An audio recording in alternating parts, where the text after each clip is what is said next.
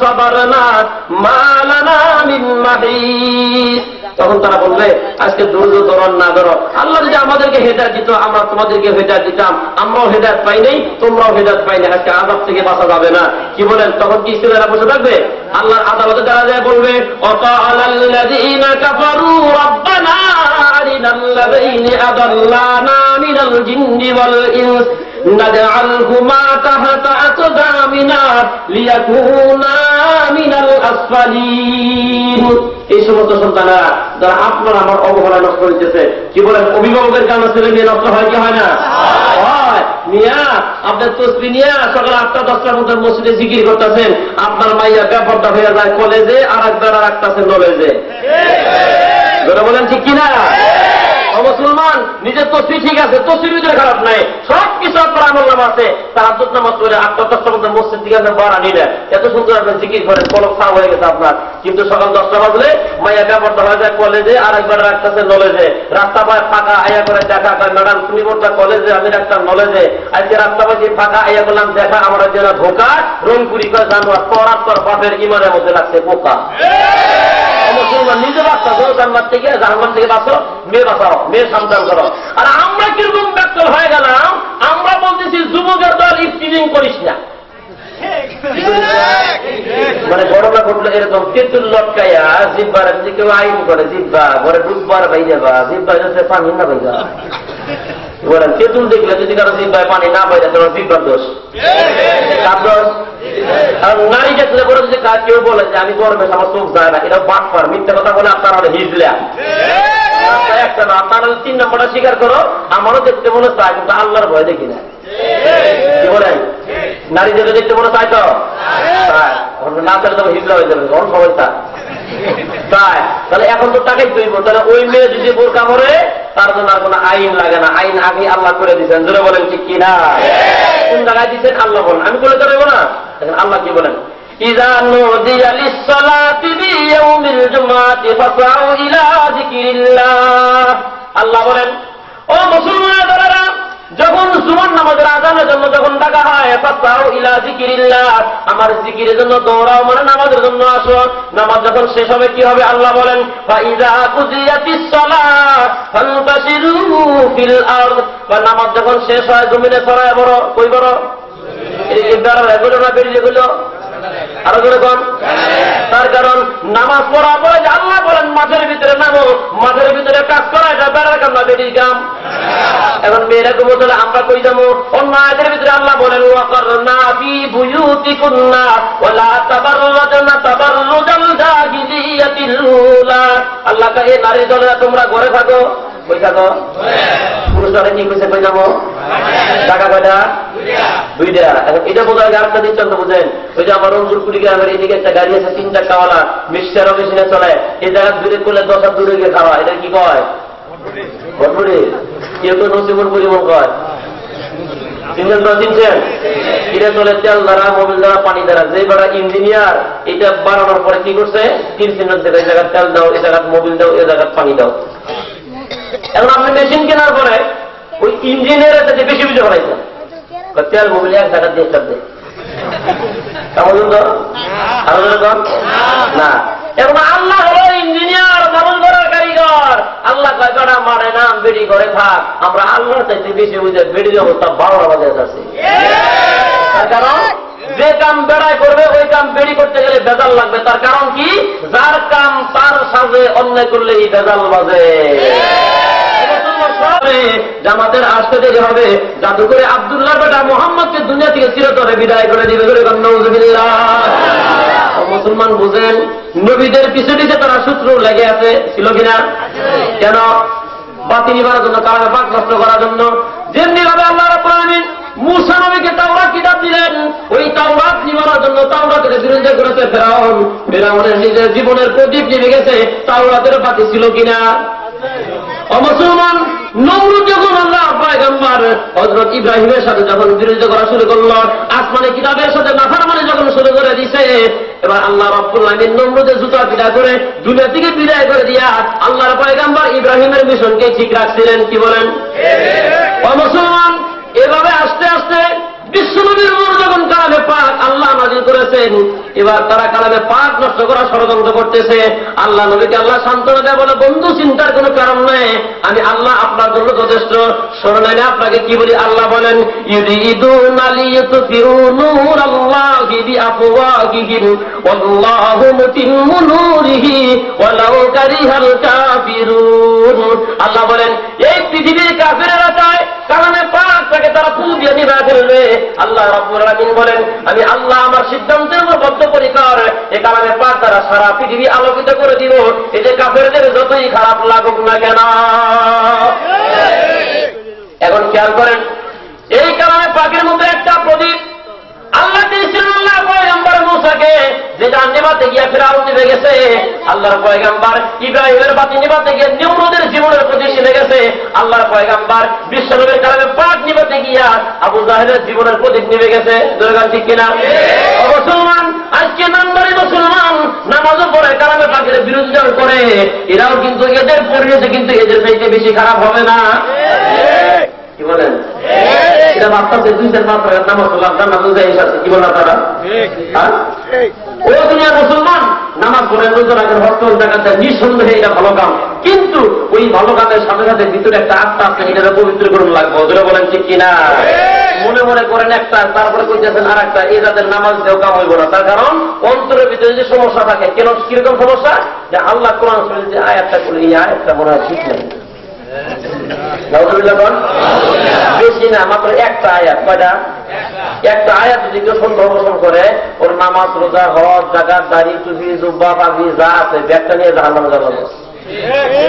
ওইটা নিয়ে আয়াত ইন্নাল্লাযীনা কাযযাবু বিআয়াতিনা ওয়াস্তাকবারু আনহা লা তুফাত্তাহু লাহু আবওয়াবুস সামা ওয়া লা ইয়াদখুলুনাল জান্নাতা হাত্তা ইয়ালিদাল জামালু ফী সামিল খিয়াত।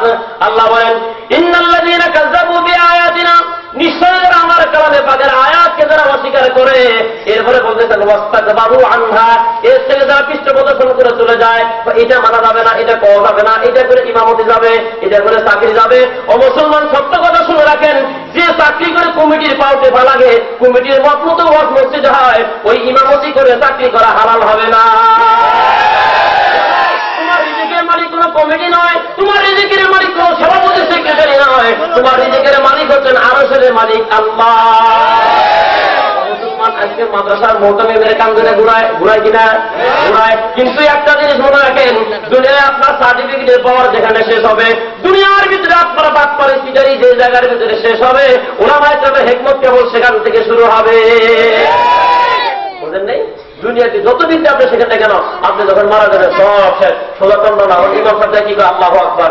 ইমামের লোক যদি বেশি বাদ করে থাকেন, ইমাম সাহেব যদি ওযু ছাড়া আপনার জানাজা নামাজটা করা উপায় আছে আরো। এই জন্য টুপিওয়ালা থেকে খুব সাবধান, তার কারণ টুপিওয়ালার পাওয়ার অনেক দূর পর্যন্ত যায়। যেন বলেন ঠিক কিনা? ও মুসলমান বলেন, বিশ্বনবীকে গাড়ি দেওয়ার পরে একবার বলে জাদুকর, একবার বলে পাগল হয়ে গেছে। এবার জামাত নামক জাদুকরকে ভাড়া করে আনা হয়েছে। জামাত নামক জাদুকর হাজিরে কাবার পাশে দাঁড়ায় গেছে। আব্দুল্লাহর বাড়ির কাছে দাঁড়ায় গেলেন। আবু জাহেল লাগতে বলে, শোনো, কানের ভিতরে চূড়া লাগাও, যাতে করে মুহাম্মদের আওয়াজ তোমার কানের মধ্যে যাইতে না পারে। এই জন্য দেখবেন আজকেও এরকম কালামে পাকের বিরুদ্ধে যারা করে, এরা অনেক দূরে থেকে করে, এরা মাহফিলের ভিতরে আইসা কিন্তু বিরোধিতা করে। তার কারণ মাহফিলে যদি আসে, কান দিয়ে যদি কালামে পাকের তেলাওয়াত ঢুকে, আস্তে আস্তে যদি শুনতে শুনতে এরকমটা হয়ে যাইতে পারে, আস্তে আস্তে আল্লাহ তাআলা হেদায়েতের খাতায় কলম লাগাইয়া আল্লাহ তাআলা ঈমান শক্ত বানায় দিতে পারে। বিরোধী কি কাছে থেকে করলে দূরে থেকে? আবু জাহেল নজরের হারাচ্ছে, কানে তুলা কি ঢুকাও গিয়া যত করবা, নজরের হারাত কানের মধ্যে তুলা লাগাইছে, হাতিমে কাবার মধ্যে দাঁড়ায় গেছে। হাতিমে কাবার ভিতরে যাওয়ার পরে এবার মনে মনে চিন্তা করে, আব্দুল্লাহর বেটা মোহাম্মদ কেমন জাদুর বাণী করে, ওই জাদুর বাণী না শিখলে আমি আবার না শুনলে কেমনে জাদু করবো, আগে শুনলাম লই। কয়েকটা ডান পাশে কানের তুলাটা খুলি, এক পাশে তুলা খোলার পরে নজরের হারে যেবার বলতেছে, আমরা দূর থেকে টাকা দেখতেছি, ওই কিনে আনছে, ভাড়া করে আনছে জাদুঘর। ও মুসলমান, জামাত নামক জাদুঘর বিশ্বনবীর পিছে দাঁড়ায় কালামে পাকের তেলাওয়াত শুনতেছে, আর জামাতের দুই চোখের কোনা দিয়ে টপ টপ করে পানি মক্কার জমিনে পড়তেছে। আবু জাহেল কান্দুকা, তোমার তো বললাম জাদুঘর, জামাত নামক জাদুঘর ডাকতে বলেন এত আবু জাহেল বলে গেলে চলবে না। আপনি তাকে জাদুকর বলেন, এটা আসলে জাদুকর না। কেমনে বুঝলা? জামাত নামক জাদুকর বলে পৃথিবীতে এমন কোন জাদুর পান্ডুলিপি নেই যা আমার জানা নেই, এমন কোন বিদ্যা নেই যেটা আমি পড়ি নেই, আমি জানি নেই। কিন্তু আমি লাতুজার কসম করে বলি, আব্দুল্লাহর বেটা মোহাম্মদ যা পড়তেছে জীবনও কোনদিন জাদুর বলি হইতে পারে না।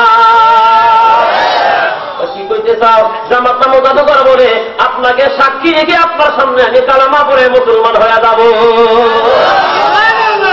মুসলমান, এটা কালামে পাক, এর সাথে যত নাফরমানি করা হবে, যত বিরোধিতা করা হবে, এই পৃথিবীর মানুষ তত কালামে পাক শুনতে থাকবে। ধরে বলেন সুবহানাল্লাহ। এটা কালামে পাক, এর ওজন অনেক বেশি। কিরকম ওজন? কইতেন কেমন ওজন? এই কোরআন আল্লাহ নাযিল করার আগে আসমানকে বলে আসমান কোরআন ধরে রাখো, আসমান সফর করে কাপড় শুরু হয়ে গেছে, আসমান নেয় না। আল্লাহ জমিন নিতে, জমিন নেয় না। অন্য একটা আয়াতের ভিতরে এই কথা আল্লাহ বলতেছেন, ইন্না আরাদনাল আমানাতা আলাস সামাওয়াতি ওয়াল আরদ। আল্লাহ বলেন কোরআন নামক আমানত আসমানকে বললাম আসমান গ্রহণ করো, আসমান বলে পারবো না। এরপরে জমিনকে দিলাম, জমিন বলে পারবো না। এরপরে শেষ পর্যন্ত আল্লাহ কয় ওয়া হামালাল ইনসান, শেষ পর্যন্ত কালামে পাকে আমার বন্ধুর কপাল্লা উম্মতেরাই গ্রহণ করেছে। এবার বুঝেন বিশ্বনবীর চরিত্র আল্লাহ তাআলা কসম করে কেন বর্ণনা করে? এত বড় ভারী কিতাব বিশ্বনবীর সিনার ভিতরে আমার আল্লাহ ঘুমাইছে। বুঝেন? এবার যখন তারা পাগল বলা হচ্ছে, পাগল বলতেছে, সব কিছু করতেছে, যার সিনার ভিতরে 30 পারা কোরআন, এর লোকে না পারবে তারা পাগল। এর কোরআনের ওজন বোঝে না, এর সাথে বিরোধিতা করে। বুঝেন? কোরআনের ওজন এটা আমরা আজ পর্যন্ত বুঝতে পারি নাই। আমরা ভাবতেছি লবণের ওজন আর তুলার ওজন যদিও ওজন সমান, কিন্তু একটা বিজলে ভারী হয় আর একটা বিজলে কি হয়? বোঝেন নাই? একটা ব্যাখ্যা করে বুঝলেন। মনে করেন এই পাশে আপনার বাজার, ওই পাশে জিরাইগাতি বাজার, দুই বাজারের মাঝখানে একটা নদী আছে। নদী বুঝেন তো? না গান বুঝেন? কোনটা বুঝেন? রংপুরি ভাষা করে তারা বুঝবেন না। কোথায় নদী এটা? বাহে জেলা আলু অসিল সেলা আলু না, এলা নাই আলু, এলা কেন আলু, বুঝছেন তো? এটা আবার তাফসীর গুলো বুঝবেন তো বাবুরে। তো এই বেটা শোন, যখন ছিল তখন আসো নাই, এখন নাই, এখন কেন আইসো? এদের আমার মাতৃভাষা কিছু আছে, তখন জেলা আলু অসিল সেলা আলু না, এলা নাই আলু, এলা কেন আলু, বুঝছেন? নদী বুঝছেন তো নাকি? আল্লাহ বাতাইছে মাঝখানে নদী, ওই পাশে জিরাই গেছে, এই পাশে নালিতে পারে। আর ওই পাশে বেটা গাদার পিঠে করে লবণের ব্যবসা করে। কিসের? লবণের ব্যবসা করতেছে। গাদার পিঠে লবণের বস্তা তুলে দিচ্ছে 2 মণ। এই বেটা বস্তা নিয়ে আসতে আসতে মাঝখানে নদীর মধ্যে আসছে। এসে দেখে আকাশের তাপটাও খুব বেশি, আবার নিচের পানিটা খুব ঠান্ডা লাগতেছে। গাদা একটা শুইলে যে কত মজা, শুইলে যে কত মজা। এখন গাদা আস্তে আস্তে গিয়ে শুয়ে পড়ছে। এখন লবণ তো কইলা পানি হইতে হইতে সব বস্তা খালি হয়ে গেছে। ওই জায়গা আমার একের শরীর, কয়েক শরীর পাতলা হয়ে গেছে। দুধুলোতে বাড়িতে গেছে, বেড়াও পিছনে দিকে সম্পূর্ণ চালান শুনতে গায়েব করছে। 2টা ফিটনা দিয়া বউকে কি ছিল কি না হচ্ছে হিডা চালান শুনতে গায়েব করছে। তখন কি করবা? পাঁচ করে মজা দিব, ইচ্ছা মতো লাগাম লাগাই। আবারও জেনে গেছে বাজারে তুলা তুলে 3 মণ, বেশি দিতে পারব 1 মণ। গাদায় কয় দেন তুমি বোঝা, পানিতে গোট দিলেই যে বোঝা হালকা হয়, আমি বুঝে গেছি গে। দেও তুমি বোঝা কয় মন দিলা। গাদায় যখন হাসে, এখন বেড়া দাঁড়াও, আরো 1 মণ দিয়ে দিছে, আরো 1 মণ। গাদায় দেও বেশি নদীর পর বেশি দূরে না, আজকে 4 মণ। কয় মণ? 4 মণ বস্তলে গাদা তুলতে তুলতে নদী করে ঢুকাইছে। যখন ঠান্ডা লাগতেছে আস্তে করে শুয়ে পড়ছে। এখন তুলা দিতেছে, 1 মণ কয় ব্যাপার কি, কথা তো এরকম ছিল না। কানে কানে গাড়া কালকে ছিল দরকারে লবণের বস্তা, আজকে তুলা বস্তা। চুপ কর, ছোট মুখে বড় কথা মানা না। বস্তা এটা ভিজলে হালকা হয়, বুঝবো মতো। আর একটু পরে সবটা যখন ভিজে গেছে, তার উপর হচ্ছে। গাদায় কয় লবণের ওজন আর তুলার ওজন যে সমান না, এটা বুঝলে তো আমার অবস্থা এটা হইতো না। আমরাও মনে করতেছি কোরআন এটা লবণের বস্তা, 2-1টা আলেম বাইরা 2-1টা ফাঁসি দিয়া 2-1টা মানে মামলা দিয়ে কোরআন নষ্ট হয়ে যাবে।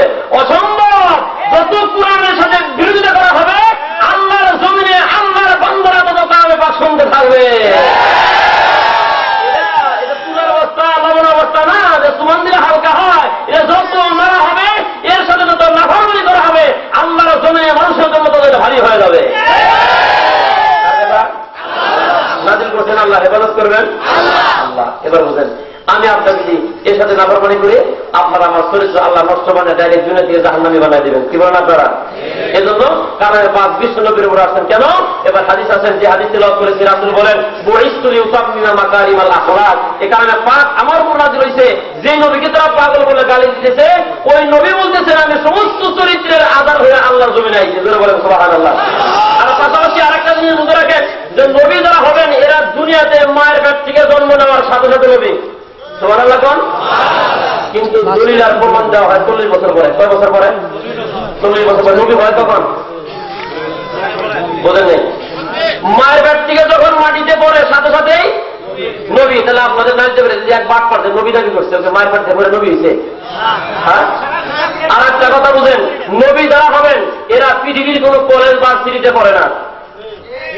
কি বল না তারা? পৃথিবীতে এরা জীবনে কোনোদিন লেখাপড়া করে না। দুইটা কারণে করে না। কেন বোঝেন? নবী যারা হবেন পৃথিবীতে এরা যদি কারো কাছে লেখাপড়া করেন, পরবর্তী সময় যদি নবী বলে যে আমি নবী হয়ে গেছি, কেমন বোঝেন? এই যে মুরব্বী ডান পাশে বসা সভাপতি, আমি যদি তার কাছে 10 বছর লেখাপড়া করার পরে আইসা যদি বলি হুজুর আমি আপনার কাছে 10 বছর পড়লে কি নাউজুবিল্লাহ আমি তো নবী হয়ে গেছি গা, হুজুর কি করবে না পাঠ পার আমার কাছে লেখাপড়া করে আমার বিদ্যা পড়ে তুমি যদি নবী হয়ে যাও, আমি সমস্ত মানুষেরা প্রতিবাদ বন্ধ করে ডাকতে বলে ইয়া উখতা হারুনা মা কানা আবুকি ইমরাআতাউন ওয়া মা কানাত উম্মুকি বাগিয়া। এবার তারা ডাকতে গো মারিয়াম, তোমার বাপ ভালো ছিল, তোমার মা ভালো ছিল, তারা জেনাকারী ছিল না, তুমি কেন জেনা সন্তানটাকে গ্রামের বাড়িতে আসো? আল্লাহর পয়গম্বর আমাকে যখন জেনাকারী বলা হয় তাফসীর কিতাবের মধ্যে পাওয়া যায় আল্লাহর পয়গম্বর তখন মায়ের বাম্বুকের স্তনপান করতেছিলেন, সাথে সাথে দুধ খাওয়া বন্ধ করে দিয়া হাতের 4টা আঙ্গুল এক জায়গার ভিতরে জমায়া শাহাদত আঙ্গুল ঘুরায় আর পৃথিবীর মানুষের সাথে কথা বলা শুরু করে দিলে। আল্লাহর পয়গম্বর বলেন ও বিশ্বজগতের মুসলমান, আমার মাকে তোমরা জেনাকারী বলিও না, আমি কে তোমরা আবার জবান থেকে শোনো, আমি নিজে বলি। তাও তোমরা করবেন না। আল্লাহর পয়গম্বর বলেন ইন্নী আবদুল্লাহ আতানিয়াল কিতাবা ওয়া জাআলানি নাবিয়্যা। আল্লাহর পয়গম্বর বলেন আমি আল্লাহর বান্দা। কার বান্দা? আতানিয়াল কিতাব, আমাকে কিতাব দেওয়া হয়েছে, ওয়া জাআলানি নাবিয়্যা, আমাকে নবী বানায়া মায়ের পেট থেকে পাঠানো হয়েছে। এই যে বাটপার যে শফিউল্লাহ, যে এই বাটপারের চরিত্রটা আপনাদের জানা আছে, 2-1 দিনও তো মুক্তি পেতে গেছে। উত্তর আছে না? আরো দরকার আছে না? নাই আছে। একটা জিনিস চিরন্তন সত্য কথা মনে রাখেন, আমাদের নবীর পরে কেউ যদি নবী দাবি করে এটা হলো বাটপার। আবার আমাদের নবীর পরে কেউ যদি বলে যে আমি নবীও না নবীর উম্মতও না, ওরাও বাটপার। সুরত দুইটা, জন্ম নেওয়ার পরে হয় বলতে হবে আমি নিজে নবী, আর তার আগে স্বীকার করতে হবে আমি যে কোনো এক নবীর উম্মত। আপনারা কি বুঝেন? এখন কেউ যদি বলে আমাদের নবীর পরে আমি নবী হয়ে গেছি, ওটাও শয়তান। ওটা কি? শয়তান। কেন? আমাদের নবীর পরে কোনো নবী নাই, তাহলে বাকি আছে উম্মত হওয়ার সুরত। এখন উম্মত হওয়ার পরে যদি নবীর সন্ত্রাস হয় ওইটাও শয়তান। আর নবীরে কেউ যদি গালি দেয়, গালি দেওয়ার পরে তার চূড়ান্ত শাস্তি হচ্ছে মৃত্যুদণ্ড। কোরআনে কেউ যদি গালি দেয়, আল্লাহরে কেউ যদি গালি দেয়, এর সর্বোচ্চ শাস্তি কি? পাইবেন কোন জায়গায়? ফতোয়া রহিমিয়া খুলেন, তারপর আপনার ফতোয়া জামিয়া, ফতোয়া দারুল দেওয়ার, সমস্ত ফতোয়ার কিতাবের ভিতরে লেখা নবীরে যদি কেউ গালি দেয়, আল্লাহরে যদি কেউ গালি দেয়, কালামে পাককে কেউ যদি গালি দেয়, ওর সর্বোচ্চ শাস্তি মৃত্যুদণ্ড। কি দণ্ড? এটা আমি আপনি দিলে হবে না, সরকারে দিবে। সরকারে মৃত্যুদণ্ড কার্যকরী করার পরে লাশটা যখন মানুষের কাছে হস্তান্তর করবে, লাশ হস্তান্তর করার পরে এই লাশের সাথে কি আচরণ করা হবে এটাও ফতোয়ার কিতাবে পাওয়া যায়। আপনাদের কষ্ট হলে আমি বিস্তারিত আলোচনা করতাম। লাশের সাথে কি আচরণ করা হবে এবার সে মুফতিরা লিখতেছেন, এবার তারা ব্যাখ্যা করে কালামে পাক থেকে হাদিস থেকে ব্যাখ্যা করে লিখতেছেন, যেহেতু সে নবীরে গালি দিছে, হয়তো আল্লাহরে গালি দিছে, কোরআনকে গালি দিছে, এখন তার মৃত্যুদণ্ড কার্যকর হওয়ার পরে ওই লাশের গোসল দেওয়া হবে না, জানাজা নামাজ হবে না। কেন? জানাজা করলে যে কোনো এক নবীর শরীয়ত মানা হয়, গোসল দিলেও যে কোনো এক নবী, কত নবী মানে না, তাহলে আবার গোসল হইব না, জানাজা হবে না। এই লাশটাকে যে গুরুস্থানের ভিতরে নামাজি বান্দাকে দাফন করা হয়, ওই গুরুস্থানে তাকে দাফন করা হবে না। কোথায় না হবে? অন্যত্র যেখানে মানুষের চলাফেরা কম, সেখানে তারা চাপা মাটি দিতে হবে। না, এখানে ঠিক কোন দেবো না। যেইবার কথা হচ্ছে ওইবার এখন পয়সা থাকলে এখন আমি যে কথা বলতেছি মুক্তির এই কথা হচ্ছে একমত হইতো। তার কারণ যে লোকে আল্লাহরে গালি দেয়, নবীরে গালি দেওয়া মানে কারে গালি দেওয়া? তুমি যে আল্লাহরে গালি দিলা, তোমার লাশের মাটি নিচে রাখো, মাটি কি তোমার বাপে? ওই জমিন কার? আর আমার জমিন কার? আর আজকে কিন্তু আমরা বাদ করে জমি বেচবার চাই, জমি বেচবার চাই, কই কিনা? কাতারে জায়গা জমি বেচবার গেছিলাম, আরে গাদার করে গাদা, তুই কি জমির মালিক? তুই তোমার কাগজের মালিক। কাঁঠাল মাথাত করে বিক্রি করতে যাও, আম বিক্রি করতে যাও, পাল্লা বাপের জমি মাথাত করলে আমাদের কি কাতারিতে? জমির মালিক আল্লাহ, তুমি কাগজের মালিক। কাগজ ট্রান্সফার হয়, কাগজের ভিতরে লেনদেন হয়, জমির ভিতরে কিচ্ছু হয় না। ধরে বলেন ঠিক কিনা? এরা বুঝে না। এখন যে লোকে আল্লাহরে গালি দিল, নবীরে গালি দিল, তাকে তো আল্লাহ জমিনে দাফন করা আমরাই ঠিক না। আপনারা কি বলেন? অমুসলমান কেন ঠিক না এখন বোঝেন। আমার দেশের মাটি কিন্তু পবিত্র। কি বলেন আপনারা? 1971 সালে হাজার হাজার রক্ত ফোটার বিনিময়ে দেশ স্বাধীন হয়েছে। আর এখন পর্যন্ত পবিত্র আছে না নাই? কেন? এই দেশে যত আল্লাহ ওলিরা আছেন, রাত যত গভীর হয়, হাজার হাজার আল্লাহর তাহাজ্জুদ নামাজের চোখের পানি যায় নামাজের মধ্যে আমার বাংলার মাটিতে পড়ে।